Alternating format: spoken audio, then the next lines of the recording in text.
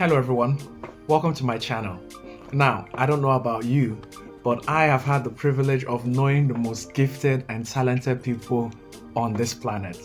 From writers to photographers to artists to doctors to scientists, you name them all. In this podcast, I share a little bit of how these individuals have impacted my life. I cannot wait for you to meet my guest for today.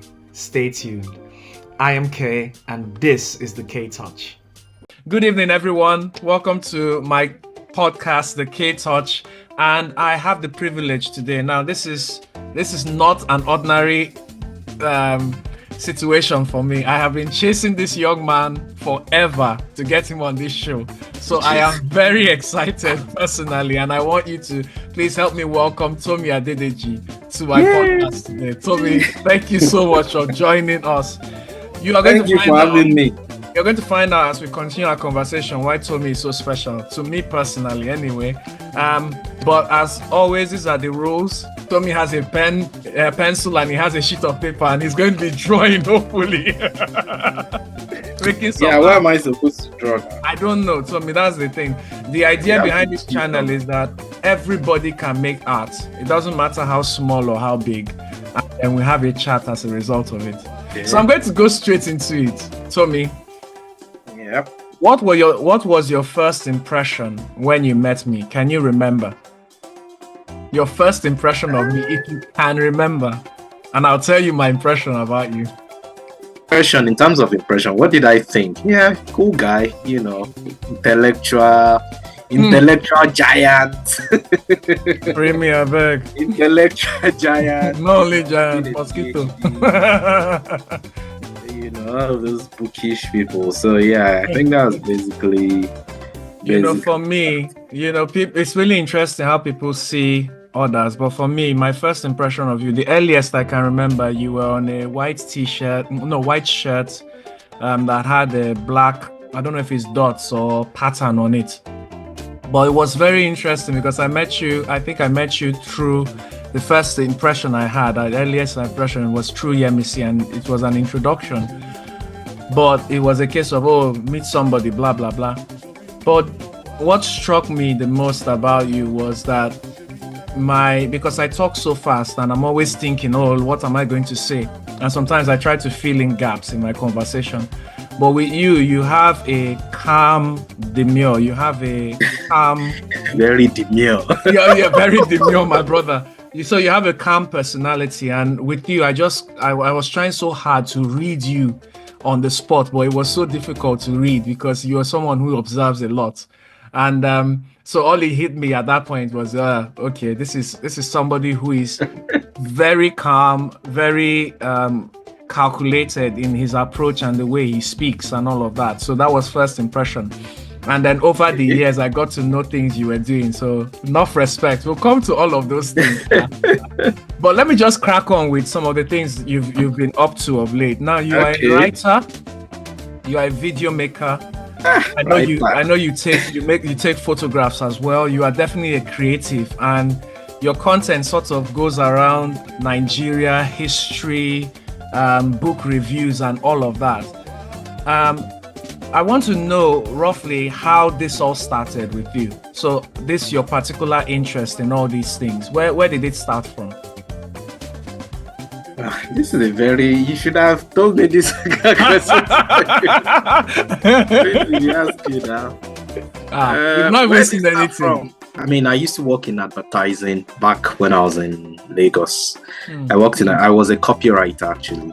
I think one of my early clients then was Nando's, the famous Nando's, when they were still in Nigeria. Yeah. So my agency worked with them. I remember working on that account a couple of times. I did some work there. Yeah, I think Nando's gives you, the privilege to sort of be expressive. It's a very sassy brand kind of. But yeah, in terms of, I think that's the earliest I would say that. But I'd always like to write because I'm not as you would have noticed already, I'm not a very good talker. Forget that thing. You see, this is the problem. Audience, now, just so you know ahead of time, Tomi is modest, and I don't know where that comes from. He says he's not a talker. Let's just continue. I think I'm just a I think I'm just grounded. I know exactly my strengths and my weaknesses. So for me, I think that's just basically. But yeah, I'm not. So I tend to write more than I think. I write better than I talk. But the writing bit, I've not really been writing a lot lately. You're a creative, you tend to move into different areas and different areas of expression.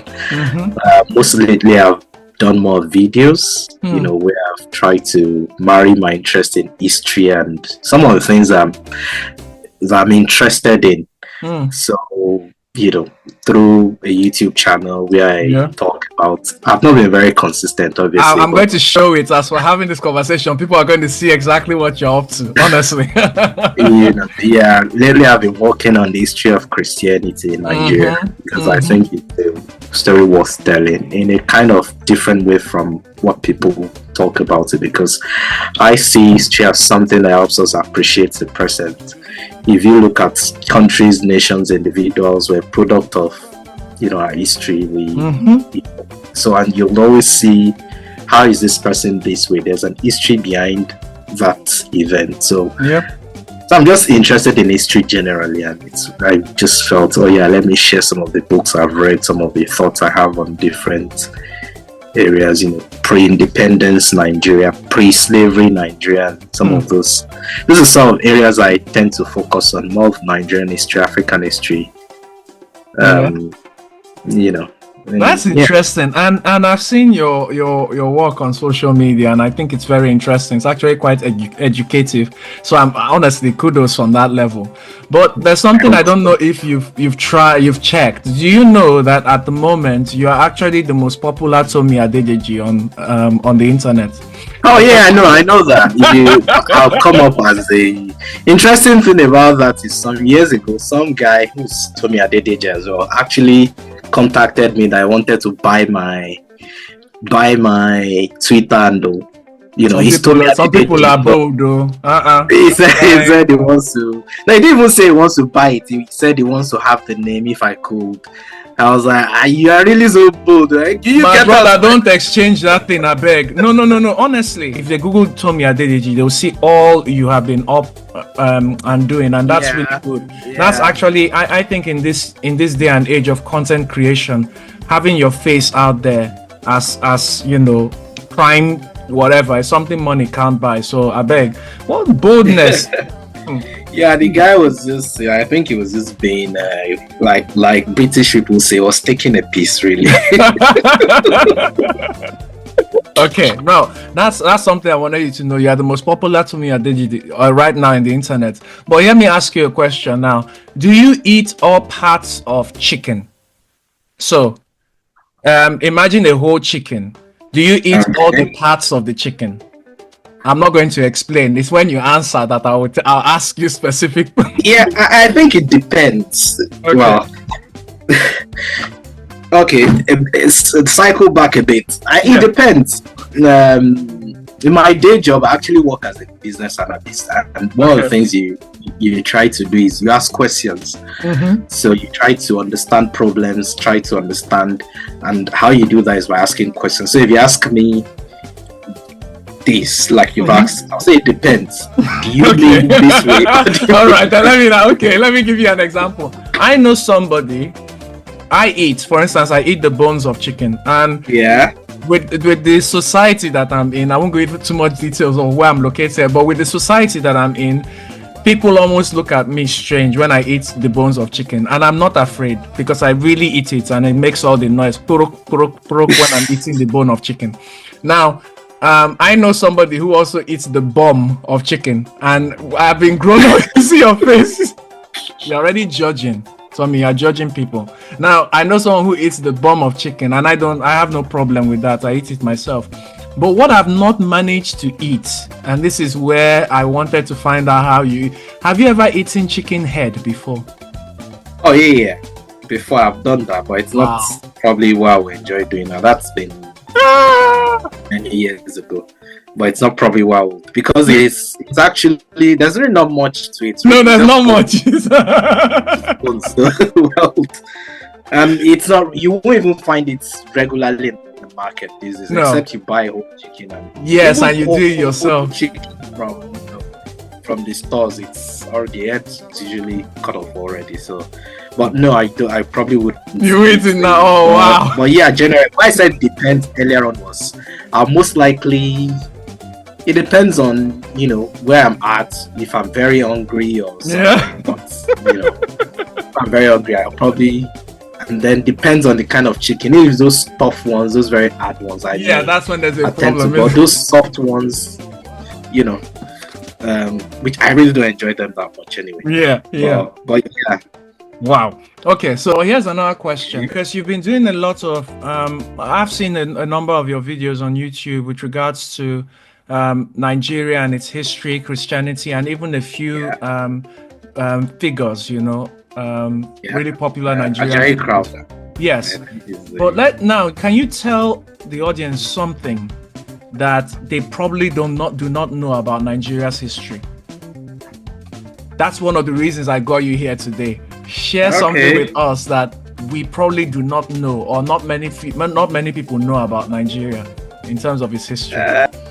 You know that Garri now is like Nigeria's national, is almost common everywhere. Garri, the normal Garri, you can show a picture of Garri to your audience so they know I will. Garri is. But most likely if you went back to 14th or 16th, 17th century Nigeria, Garri wasn't a thing. Really? Yes.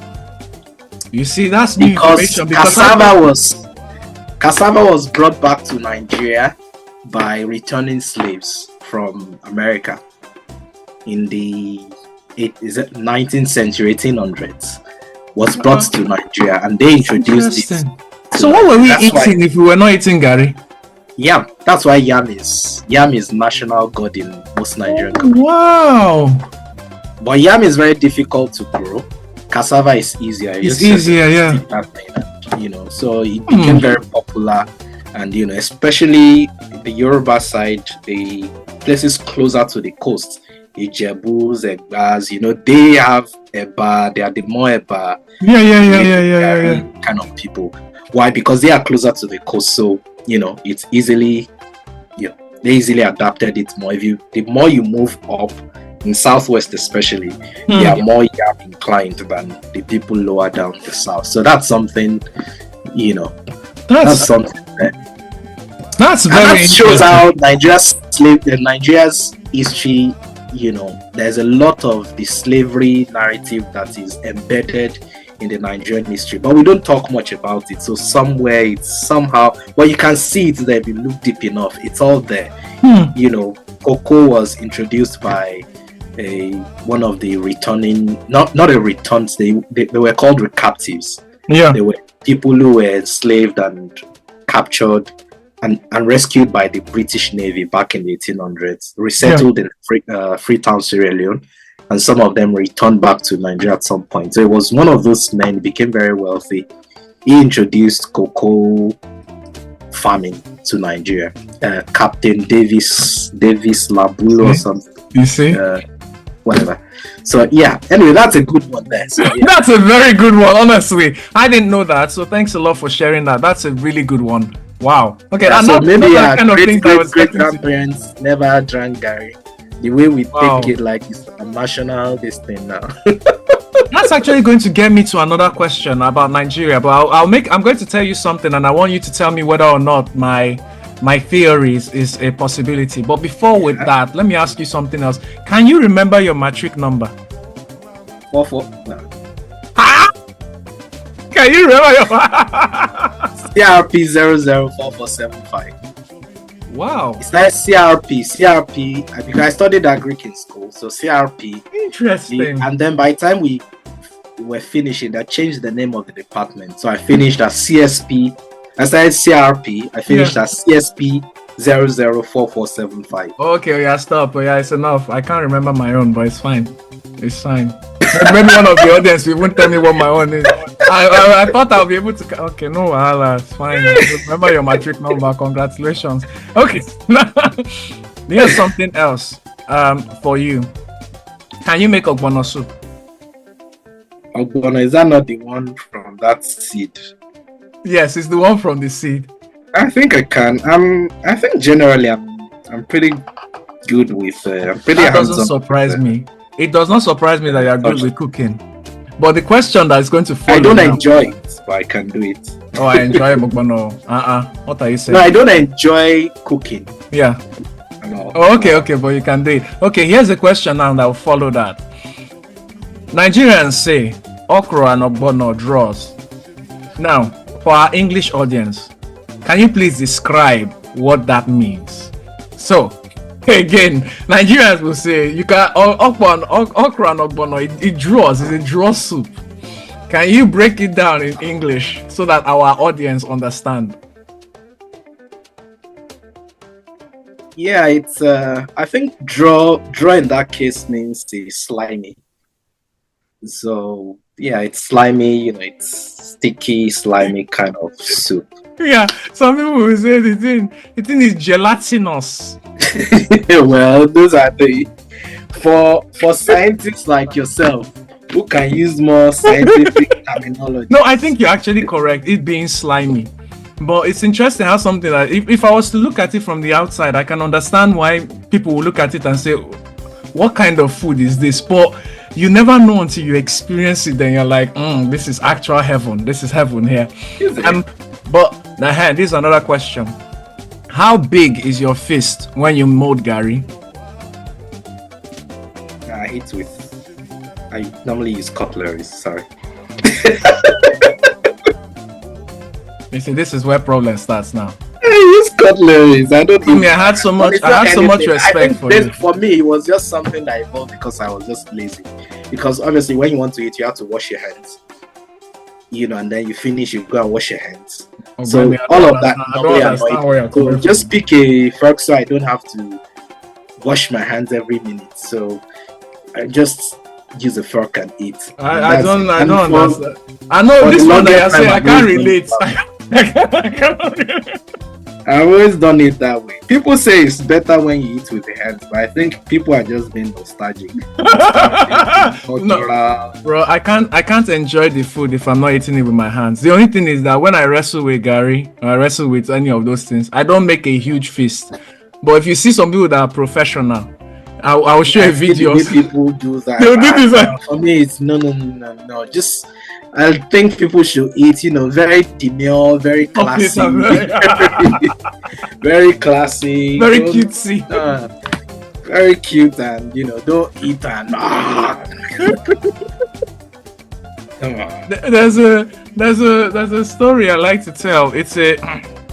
It's a very funny story. I know of somebody who, well, I won't go into the background, but the summary was they were wrestling with Garri once, and the thing hooked them in the throat because they took such a. Was it very hot? No, it wasn't hot. It was just that it was such a big lump that was taken, and so there wasn't enough space to process it. They started wrestling with it. No, drink water now. Okay, now this is another one. Now I have an idea for Nigeria or the world generally, and I want you to tell me if you think my theory makes any sense. Now, so far we've got all these tribes, we've got all these languages, all these different cultures, and in the past, at least to the past of my knowledge, maybe you shed some more light on it, especially in Nigeria, it was generally frowned upon when intertribal marriages took place. So when I'm saying intertribal, I'm not talking about the three major, within Yoruba, for instance, you've got those who are of still different smaller tribes within the Yorubas and the Igbos and the Hausas. And so all of that was fine as long as they were Yoruba. But then we got used to all of that and it was no longer frowned on. And now we're having intertribal marriages constantly. Do you ever think that because of those kinds of mixings that we're going to totally the cultures are going to be watered down eventually? So for instance, because you're having Igbo and Yoruba, you have a child or you have offspring that are neither Igbo nor Yoruba, but a kind of a mixture of both. So is there ever going to be a pure culture again? I think no. Okay. And I'll explain my reason. I hope I can have a simple straightforward answer, not get into convoluted conversations. Explanations, yeah. but I think no, simply because I think that's a simplistic way of understanding human nature. Okay. The question to look at is why that is the case in Nigeria. Human beings are always looking for what is different.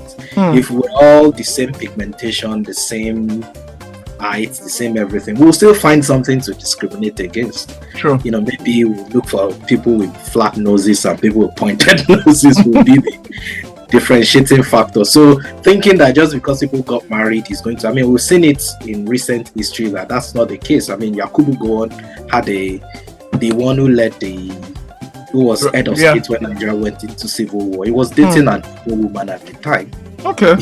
I didn't know that. This is new information. Okay. Yeah, it was. During the last elections in Nigeria, we saw Tinubu's wife is, I think I was told she's from Delta or something. Okay.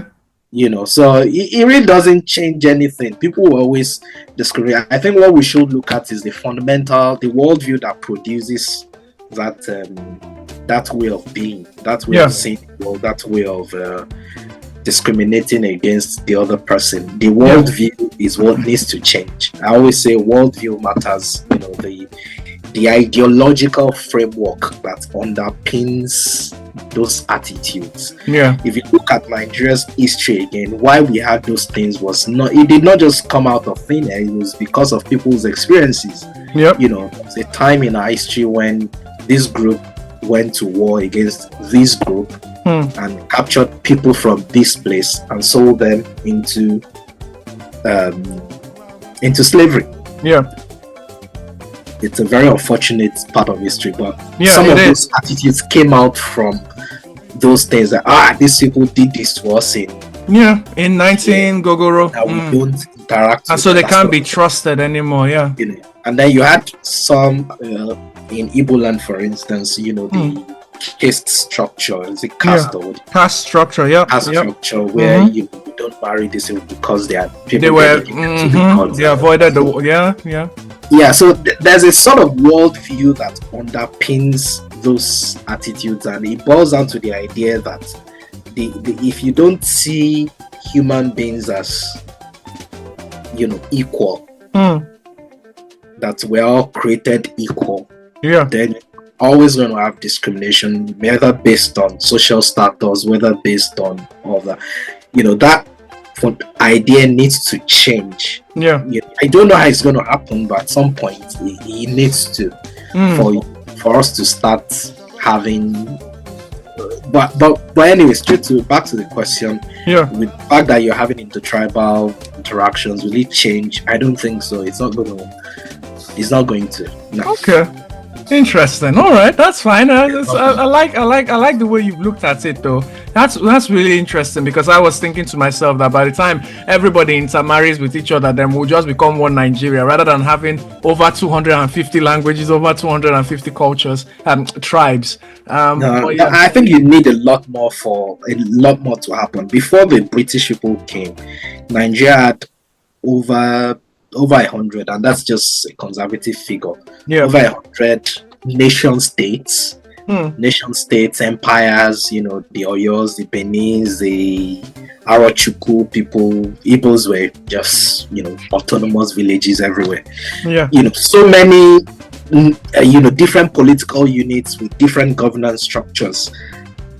Right now we have 36 states, right? And one and what happened for us to transition into that was there was an external force that came in and forced everybody together. I don't think that, and over time what we've done, in fact, when they left, we had 4 regions, 3 regions, 3 regions, and then broken into 4. The Midwestern region was further created, broken into 4, and then from that we've evolved from 4 regions to 36 states, and people are still clamoring for more division, more states. So it tells you that the natural state of things is that people want to, everybody wants to be in their small area. So except another external force comes and forces that it's not going to happen. I don't think it's going to happen. Maybe I'm just being pessimistic. Maybe, but in terms of the way I see it and my own understanding and interpretation of history, I don't think it's gonna. Well, I'm glad. I'm glad that I've gotten to know you, irrespective of whether you're Yoruba or whatever. It's you're still going to always have those people climbing above any of those. Always interact. We have lifelong friends who are not from our area and all of that. But as a political unit at the at that level, I don't think so.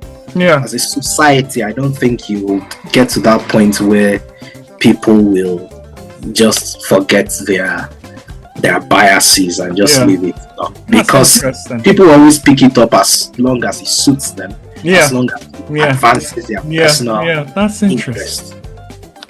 Wow. So Tomi, you wanted to what are your interests so far in terms of what things you are working on presently, or what where you're going for in terms of the future? Okay, broadly speaking, I think it's just to tell more stories, the kind of stories that interest me. In the context of this conversation, Nigerian story, in a way that I feel is nuanced, is we can help us understand where we're coming from, and hopefully, because stories are powerful, they help people navigate the future, and it's what forms the ideas that run society. So if somebody can grasp a particular narrative and run with it, maybe they can grow up at some point and say, okay, enough is enough, we need to change. And maybe that person gets into the position where they're able to make significant change. Maybe if I've contributed in that way, then fine for me. Also, the fact that I'm a Christian, I believe that like I've talked about worldviews are formed usually by a culture. Culture is shaped massively by religion. I think that religion has a massive role to play in the future of Nigeria as a country. I think that religion right now is not in the place where it used to be. I mean, we've had those conversations in the past where I've expressed some of my discontent with the way religion is practiced and all that. But I think that by telling religious stories, so I talked about the history of Nigeria, its Christianity. I mean, the history of Christianity. You can cut all of this. Yeah. The history of Christianity in Nigeria. One of that is to help us grasp the role that the Christian faith has played and is still playing, and that it can play in the revolution or reformation of society. That's why I'm doing that specific bit actually. To get more into that, recently I've been working on a 3-part series. The first part was of the history of Christianity in Nigeria. The first part is on the YouTube channel. I think to some extent it was well received. I had over 1K views, which is good for a very small channel like mine. And I've had a lot of people sending me emails to say, when are you doing the second part?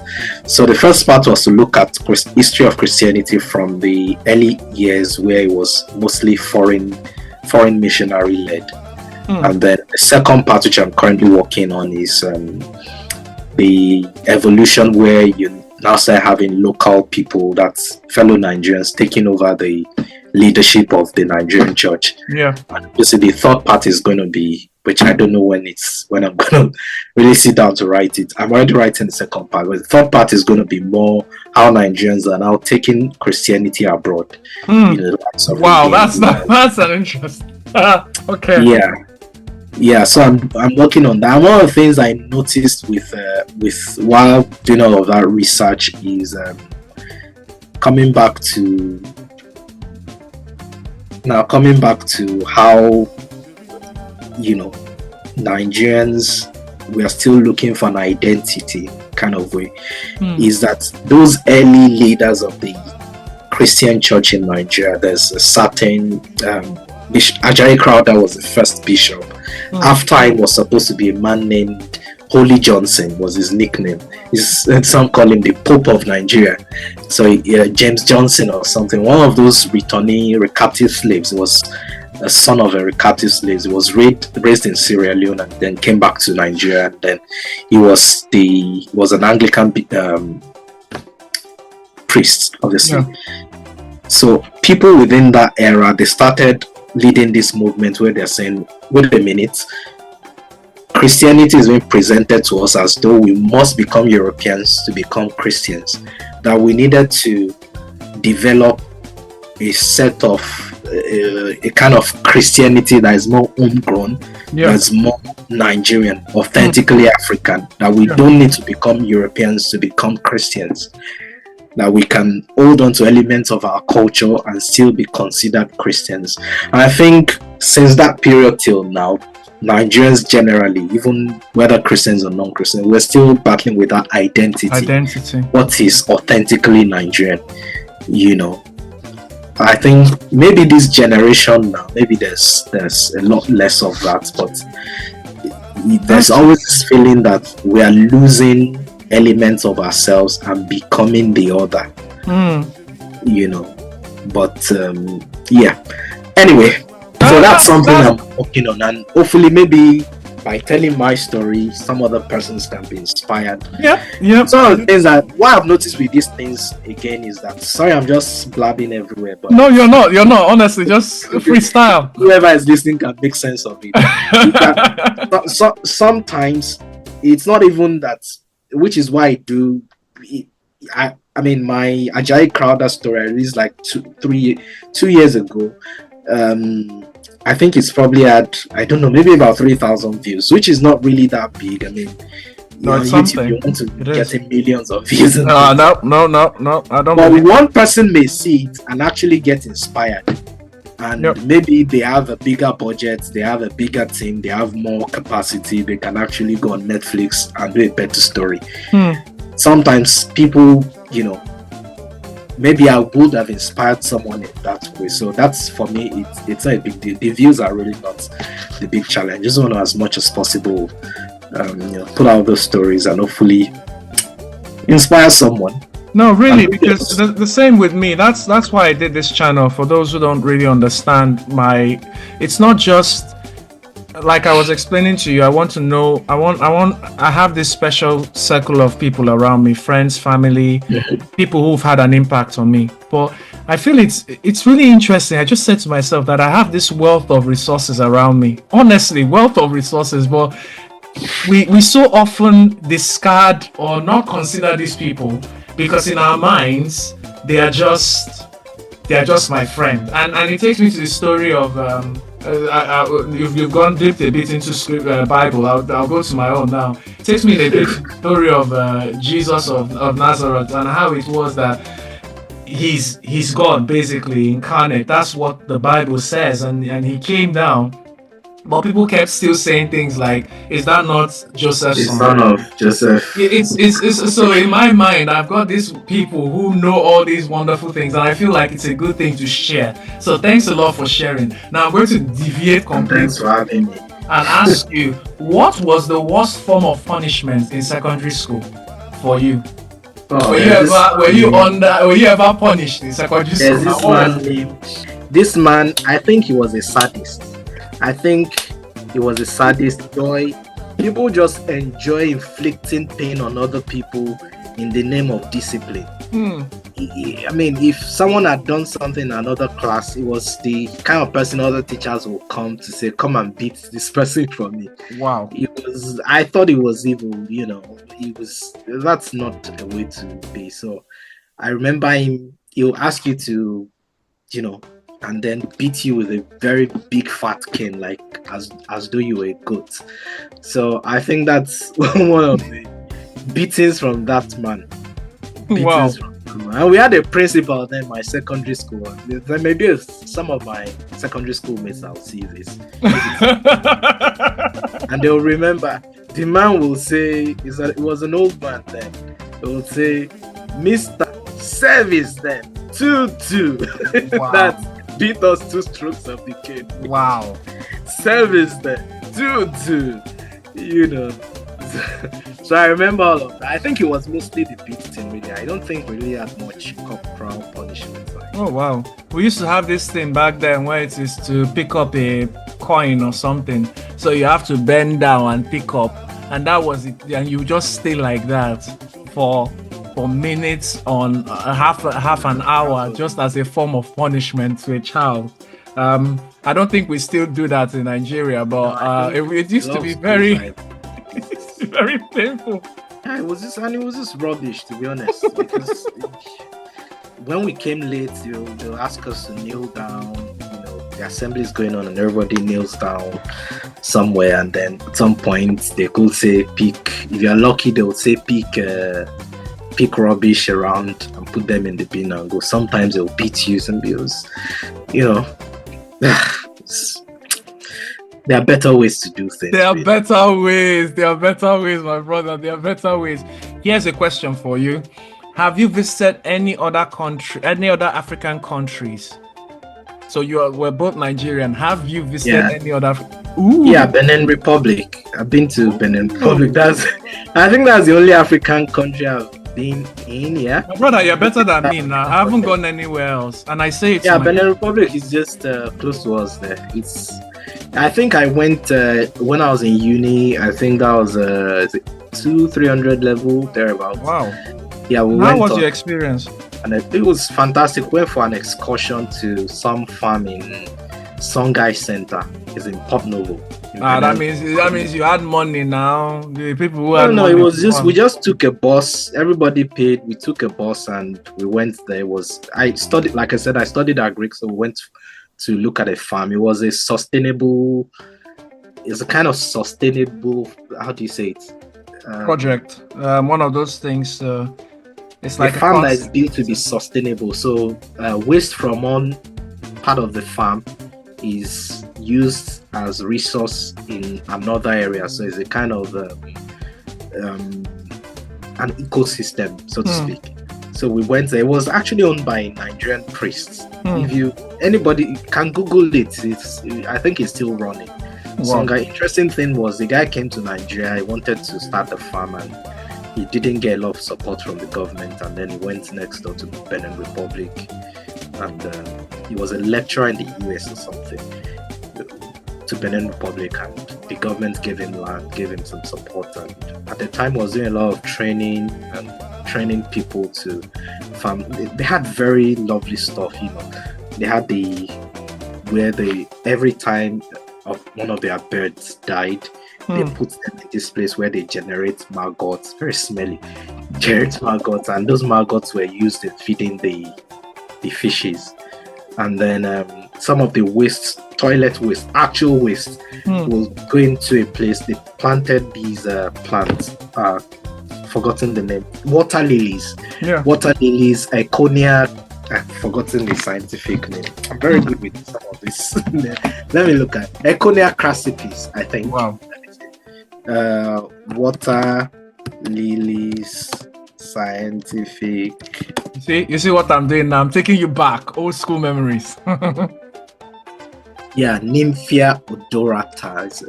So which one is Iconia crassipes? Crassipes. Yeah, that's water hyacinth. That's water lily.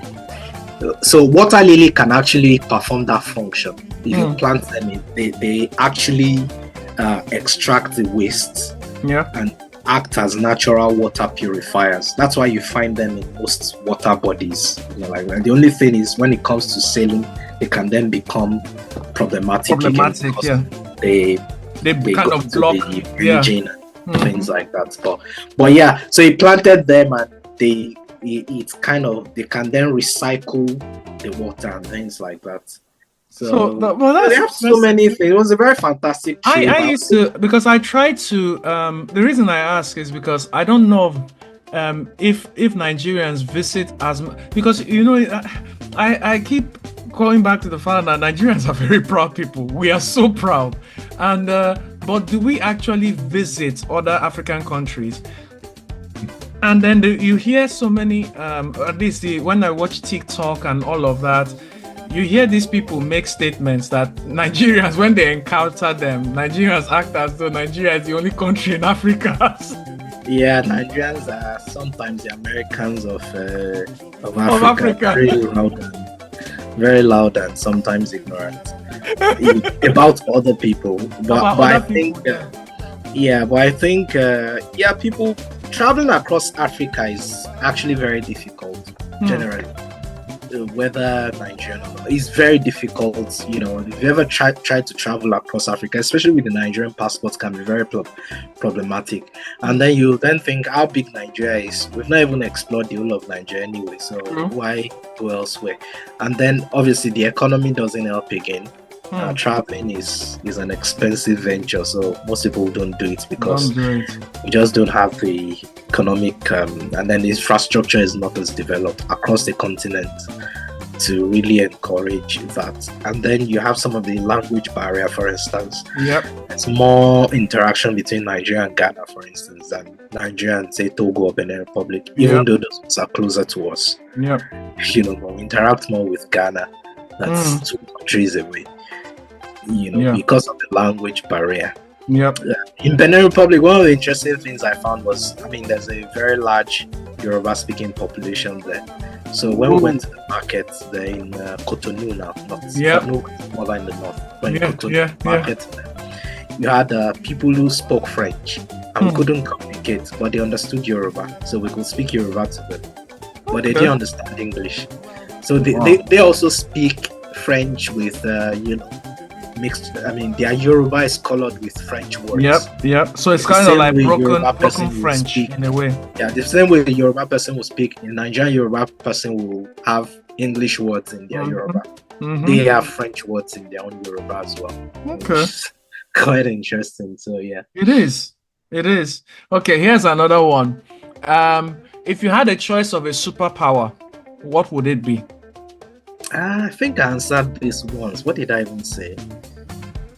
Choice of a superpower. Yes. Now you have to give a reason why.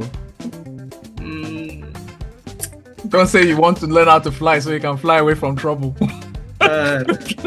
No, I think the one I've always said was teleporting. Being able to. Yeah. To teleport. I think why is this, you know, I really don't enjoy traveling. That's the traveling bit when you're on a plane or a bus or a river, whatever. The part where you're going to point A to point B, I don't like it. If I wanted to go to, say, let me say somewhere exotic or wherever, Lanzarote. Just magically, you know, do that rental goes there, and then just appear in the place and be there. So I'm cut off all that 6 hours of being in a plane. Being in a plane is actually very horrible. You know, the noise in the ears, it's really not that fun. I agree with you actually. Until when I actually got on a plane. You know, I mean, the first time I traveled, I was already a full-grown adult. So the first time I was on the plane, I mean, I was already a full-grown adult. So it was later, okay, actually, this thing is not really that fun. No wonder people who have money go on first class and business class. Well, honestly, I agree with you. With that kind of superpower, I should only be the one who has it. Because if every other person has it, it's going to crash the world economy. Yeah, the world economy. I mean, I wouldn't mind the superpower myself because I'm not even a fan of traveling as well. I like visiting places, but the process of getting from point A to point B, it's not fun. So if once teleportation is invented, I'll sign up for it. Honestly, no, I should only be the one who has it. But yes, everybody, imagine what's going to happen now. All the people working in airlines, telecoms, you no longer need to make calls. I just appear in your room and then we'll do this and I'll come back. Zoom out. Well, isn't that how it is? It will be commercialized because then you would be able to set up your own business on teleportation. I think that's how they would change the world order radically. If someone can crack that, man. Any country that cracks that will be the next world power. Yeah. Signing up. Okay, now you have your last thing I want you to share before we go into your art. So I hope your art is ready. But don't share your art yet. So what I want you to do is, Tommy, obviously you've grown, you've experienced a number of things in this life, and I want the audience to learn or appreciate whoever it is that I'm speaking with. So is there anything you want to share in terms of something you've learned as an adult, from when you were younger till now, that has really helped you, or, something significant you've learned? Yeah.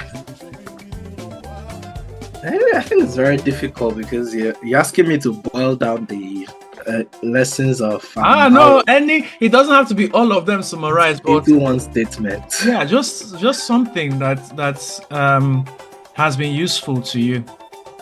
Yeah, something useful. Yeah, I would say that amongst many other things, that have faith. People have faith in the sense that some people think that religious people are just using religion as a kind of crutch. But there's a certain reality to that, because life is there's so much you really don't know about life, and you really can't go through life just on the basis of just your experience and what you think you know. Because sometimes you find out that even as a scientist, you learn that over time, this is this, and you come to proven. they'll say that yes, this is no longer the case, it's now this. So have faith. Life is too complex to just leave it just by your own understanding. This is why the Bible says, lean not on your own understanding. Have faith. Have faith in God, not just in yourself. Faith in God. Faith in God carries one through a whole lot. I mean, apart from the materiality of life, is also the things that we cannot. I mean, we go through so many things you can't control, which you can't control. So faith in God is very important. And I'll also say that whatever it is you're doing, be consistent. Consistency is a more powerful superpower than teleporting. Consistency. Doing things consistently builds you up. It builds your ability. It gives you credibility. It gives you, so being able to be consistent at the thing. Imagine drops of water. Good. People sometimes want to do things and just get results immediately. In fact, some people will say, instant miracle overnight this. Life never works that way. Life is, you could get lucky sometimes. You have some things happen instantly to you. But even if it happens to you instantly, it doesn't mean someone else wasn't building. The Bible talks about that some people have come into an harvest. Someone else planted the seeds on somebody else. So probably you were just lucky to have been around at that time. So consistency is anyway very important. Whatever it is you're doing, you're trying to, like K's doing this year. Don't just say, I just had 2 views on my video today, I'm just gonna abandon it. No, it's gonna take time. You need to keep working consistently at it. You need to keep evolving, looking at what you're doing, evolving, and adding more to it, tweaking things here and there, but keeping consistently at it. And that's what really ultimately drives results. Consistency. Faith and consistency. I like that. That. Tomi, honestly, it's been amazing having you on this channel, and I'm not, me now. You're welcome. You say I'm trying to glaze me. No, that's the thing. That's what you would say. But you're washing me like this. No, but honestly, it's value. I associate with so many people, but there are people you will see and you're going to hide your face. And it's not because of anything, but I won't see you and hide my face. It's fact. But thanks for being on this show. So now we have the final bit of this now, which is the art reveal. Now I need to see what you've drawn. So Tomi, if you can show us what you've drawn. I can't see it. Let's see. I think everybody on this channel is looking for my trouble. You have started. You've all started. You've started. And that's an amazing drawing. So this is the K show. Wow. K on the podcast. Tomi, but okay, you told me that you couldn't draw, but I can clearly see my image there. So it means you were lying or you were being modest. That's why. No, that's why a it makes it look like he's very, very. No, it's a good image, Tomi. Thank you for that. Wow. Well, I've got a drawing as well. I want to show. Well, please, you're going to. The thing I'm going to say is, with that drawing you've done, please take a picture, scan it, because it's going on my website. That's my only request. I have a website and that picture must go on that website. Okay. Now, my picture for you is this one. I hope you can see it better. Yes. Yo, Nigeria. Yes. Oh. So I am Nigeria giving. Yeah, so that is Nigeria giving you a thumbs up, Tomi. Nigeria giving you a thumbs up. The reason why Nigeria is giving you a thumbs up crossing leg is because you are doing an amazing job telling stories on behalf of the country, and I just wanted to appreciate you that way. Not, to be honest, I think it's good when you have people who are invested in those kind of things, and it keeps the culture, it keeps the tales of the country preserved. So well done. Generally, I just wanted to say well done. I really appreciate you. I do. So thank you very much for coming on my show, Tomi. Any last words? Thank you very much for having me. It's been, when you first told me, oh, you're doing this art now, I was like, what is this, man? But I think this is very fun. It's quite cool. I think, you as well, you keep it up. I mean, yeah. There's I can see the how do you say, I can see a path forward with that. You see, this is why you're on this show. You never know. One day you just be on BBC, doing your action on BBC, and you'll be wondering, okay, this but even whatever it is, just keep going at it. It's nice. What you're doing is really interesting, and get more interesting people than myself. Oh no. I think I don't know. Now that I've had you come up with the knowledge you have, I think it's going to be hard to meet that up. So I tried to diversify, but honestly speaking, you've done such an amazing job on the show today, and I hope you will be coming back next time, because I really want to speak with you when the other set part of the documentary comes up. It's a really fast series. So the next one, you're going to actually tell us how it's been making the process. Yeah. Happy to do that. Happy to do that. Thank you. Thank you so much again. All right. Yeah. Cheers. I'll see you later, brother. Thank you very much. Cheers. Bye. Well, there you have it. I hope you enjoyed the chat I had with Tomi. Now, Tomi and the other guests who have been on this podcast have made some honestly amazing art, and these are available on my website. Click on the link in my description and you will be transported to my art website, where you can purchase any of these artworks. On my next podcast, I've got another guest I can't wait to introduce you to. See you then. Bye.